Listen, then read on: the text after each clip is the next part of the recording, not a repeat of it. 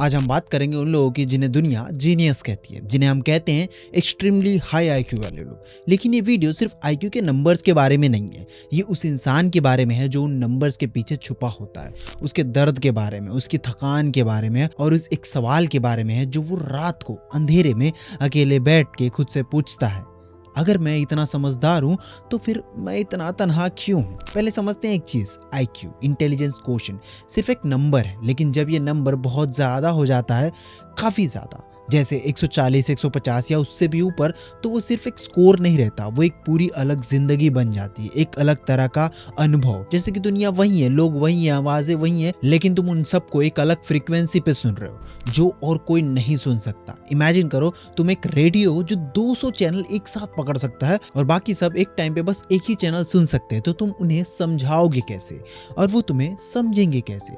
Psychological research में एक term है एसिंक्रोनोमस डेवलपमेंट, मतलब ये है कि जब कोई बच्चा बहुत ज्यादा इंटेलेक्चुअली एडवांस होता है, उसका दिमाग और उसकी इमोशनैलिटी एक साथ नहीं बढ़ती। एक 7 साल का बच्चा जो कैलकुलस सॉल्व कर सकता है फिर भी रात को अकेले अंधेरे में रोता है। एक 10 साल की बच्ची जो क्लाइमेट चेंज पे ऐसे लिख सकती है फिर भी दोस्त नहीं बना पाती अपने स्कूल में, क्योंकि उसका दिमाग आगे निकल जाता है, लेकिन उसका दिल वो तो अभी भी बच्चा ही होता है। और दुनिया उस बच्चे को सीरियस लेते हुए उसके दिल की जरूरत को भूल जाती है, और यहीं से शुरू होता है वो दर्द जो लाइफ लॉन्ग रहता है। ये लोग, ये गिफ्टेड, ये ब्रिलियंट लोग बचपन से ही एक अजीब सी सिचुएशन में होते हैं।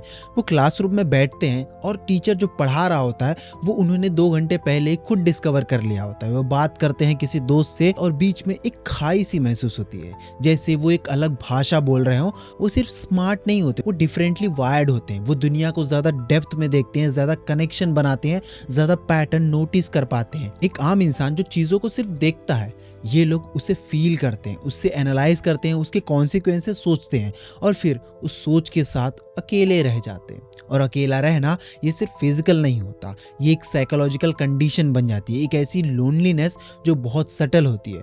तुम भीड़ में भी होते हो, लोग हंसते हैं तुम्हारे साथ, लेकिन अंदर से तुम जानते हो कोई नहीं समझा, कोई भी नहीं। और ये रियलाइजेशन बार बार सालों तक ये एक इंसान को तोड़ देती है, धीरे धीरे, खामोशी से।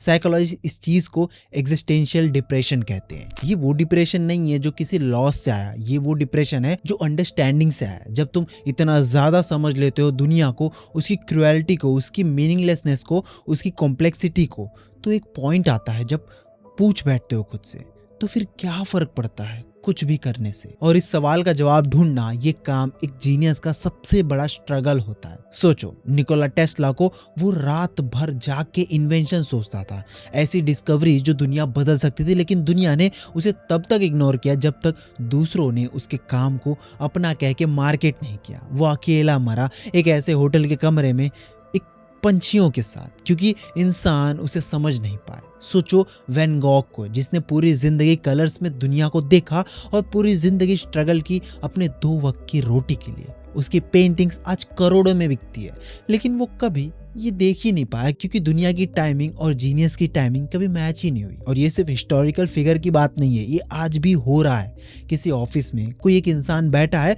जो पूरी मीटिंग में समझ जाता है कि ये स्ट्रैटेजी फेल क्यों होगी, लेकिन बोल नहीं पाता, क्योंकि उसने सीखा है कि ज्यादा बोलने पर लोग अनकंफर्टेबल हो जाते हैं। किसी कॉलेज में एक लड़की है जो एकदम क्लियरली देख सकती है कि उसके प्रोफेसर का आर्गुमेंट लॉजिकली फ्लॉड है, लेकिन चुप रहती है, क्योंकि पिछली बार बोलने पर उसे सिर्फ जजमेंट ही पाया था। किसी घर में एक इंसान है जो रात को सोते वक्त इतना ज्यादा सोचता है कि वो सो ही नहीं पाता। सिनेरियोस, कॉन्सिक्वेंसेस, पॉसिबिलिटीज सब एक साथ एंडलेसली, जब तक थकान से खुद नींद नहीं आ जाती। इन लोगों का एक बहुत ही बड़ा साइकोलॉजिकल ट्रेट होता है परफेक्शनिज्म। और ये वो परफेक्शनिज्म नहीं है जो सिर्फ काम को अच्छा करना चाहती है, ये एक डीप, ऑलमोस्ट पेनफुल अवेयरनेस है कि चीजें बेहतर हो सकती हैं हमेशा।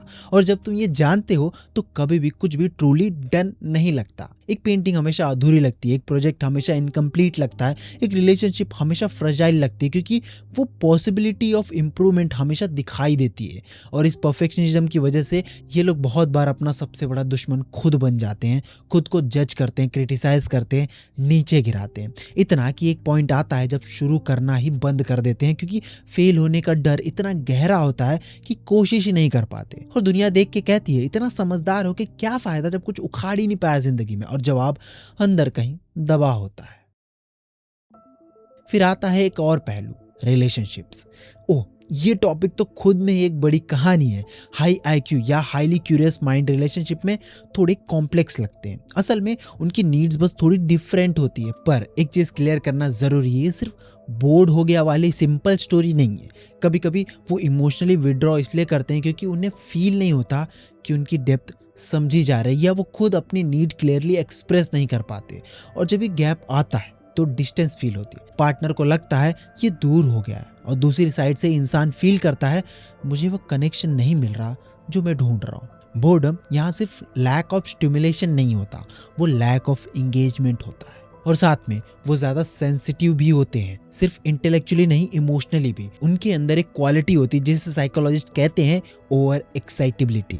ये लोग चीजें ज्यादा डीपली फील करते हैं। म्यूजिक सुन के आंखें भर आती हैं, एक इनजस्टिस देख के गहरे तकलीफ होती है, किसी का दर्द देख के खुद में दर्द उठता है, और दुनिया इन्हें कहती है इतने सेंसिटिव मत हो, चिल करो। और वो सीख जाते हैं अपनी सेंसिटिविटी को छुपा लो, अपने डेप्थ को छुपा लो, नॉर्मल दिखने की कोशिश करो। और नॉर्मल दिखने की ये कोशिश, यही इन्हें थका देती है। रोज एक परफॉर्मेंस है जो ये लोग पूरी दुनिया के सामने पूरी जिंदगी करते हैं और प्रिटेंड करते हैं कि वो नॉर्मल है, कि वो ठीक है, लेकिन ऐसा नहीं है। एक इंटरेस्टिंग रिसर्च है जो ये कहती है कि हाई आईक्यू वाले लोग एवरेज से ज्यादा एंजाइटी डिसऑर्डर से गुजरते हैं, क्योंकि एक तेज दिमाग हमेशा वर्स्ट के सिनेरियो ढूंढता रहता है। रिस्क असेसमेंट बहुत ज्यादा एक्यूरेट हो जाता है, और जब तुम क्लियरली देख सको कि कितनी चीजें गलत हो सकती हैं तो काम रहना मुश्किल हो जाता है। दूसरे लोग कहते हैं टेंशन मत लो, सब ठीक होगा, और ये लोग सोचते हैं लेकिन स्टैटिस्टिकली और लॉजिकली मुझे नहीं लगता कि ठीक हो पाएगा। और इस गैप में, इस सब ठीक होगा और स्टैटिस्टिकली के बीच एक बहुत बड़ी इमोशनल डिस्टेंस पड़ जाती है। वो रिअश्योर्ड नहीं फील करते, वो और ज्यादा अकेला फील करते हैं। और फिर आता है इम्पोस्टर सिंड्रोम। ये शायद सबसे ज्यादा पेनफुल चीज है। बहुत ज्यादा इंटेलिजेंट लोग अक्सर ये बिलीव ही नहीं करते कि वो इंटेलिजेंट हैं, क्योंकि वो जानते हैं कि उन्हें अभी भी दुनिया के बारे में बहुत कुछ सीखना बाकी है। डेनिंग क्रूगर इफेक्ट में जो लोग थोड़ा जानते हैं वो बहुत कॉन्फिडेंट होते हैं, जो बहुत ज्यादा जानते हैं वो बहुत अनश्योर होते हैं, क्योंकि जितना ज्यादा तुम जानते हो उतना ज्यादा समझ आता है कि दुनिया का नॉलेज कितना वास्ट है और तुम उसके सामने कितने छोटे हो। और ये ह्यूमिलिटी, ये जेन्युइन इंटेलेक्चुअल ह्यूमिलिटी, ये कभी कभी इम्पोस्टर सिंड्रोम की तरफ फील होती है, और तुम्हें लगने लगता है मैं असल में इतना स्मार्ट नहीं हूँ, लोग शायद गलती से मुझे क्रेडिट दे रहे हैं, एक दिन सब जानेंगे कि मैं एक्चुअली इतना कुछ खास नहीं जानता। ये फीलिंग डीपली पेनफुल होती है, और ये किसी को दिखती नहीं, क्योंकि बाहर से ये लोग कैपेबल और कॉन्फिडेंस नजर आते हैं। और फिर बात आती है उस चीज की जो शायद सबसे जरूरी है, लॉन्गिंग। इन लोगों के अंदर एक गहरी चाहत होती है, किसी एक ऐसे इंसान की जो उन्हें पूरी तरह समझे, एक ऐसे दोस्त की जिनके साथ रात भर सीधी और ऑनेस्ट बातें हो सके, एक ऐसे कनेक्शन की जो सिर्फ ऊपर ऊपर का ना हो बल्कि दिल तक पहुंच सके। लेकिन ये चाहत अक्सर पूरी नहीं होती, क्योंकि जब भी ये किसी के करीब जाते हैं तो उनका एक हिस्सा हमेशा पीछे रह जाता है। खुद को बचाते हुए बचपन से उन्हें लगता है कि उनका असली रूप शायद एक्सेप्ट नहीं होगा, इसलिए वो एक मास्क पहन लेते हैं और कुछ ना कुछ हमेशा छुपाते रहते हैं। इन लोगों के अंदर एक बहुत रेयर गिफ्ट होता है, ये लोग उस जगह भी खूबसूरती देख लेते हैं जहां दूसरे लोग कुछ भी नहीं देख पाते। एक सिंपल सी इक्वेशन में भी इन्हें एक अलग सी एलिगेंस फील होती है। एक पोएम की लाइन इनके लिए पूरी दुनिया जैसी लग सकती है। नेचर हो, म्यूजिक हो, या लोगों का बिहेवियर, जहां दूसरों को सब रैंडम लगता है इन्हें वहां भी मीनिंग दिख जाती है। और ये जो हर जगह मीनिंग देखने की एबिलिटी है, ये एक एक्स्ट्राऑर्डिनरी गिफ्ट है।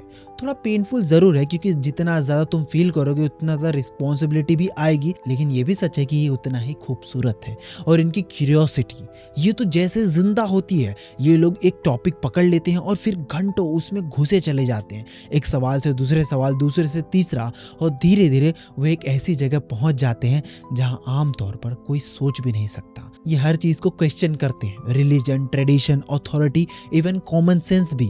और कभी कभी ये हैबिट उन्हें सोशली अकेला कर देती है, क्योंकि लोगों को हर बात पर सवाल करने वाले लोग पसंद नहीं आते। लेकिन ये रुक नहीं पाते, क्योंकि इनके लिए क्यूरियोसिटी सिर्फ इंटरेस्ट नहीं, ये उनका नेचर है, जैसे सांस लेना। मैं तुमसे सीधा पूछना चाहता हूं, अगर ये सब सुन के तुम्हें कुछ अपना सा लगे, कुछ फेमिलियर लगा, तो ये सिर्फ इंफॉर्मेशन नहीं है, ये एक मिरर था।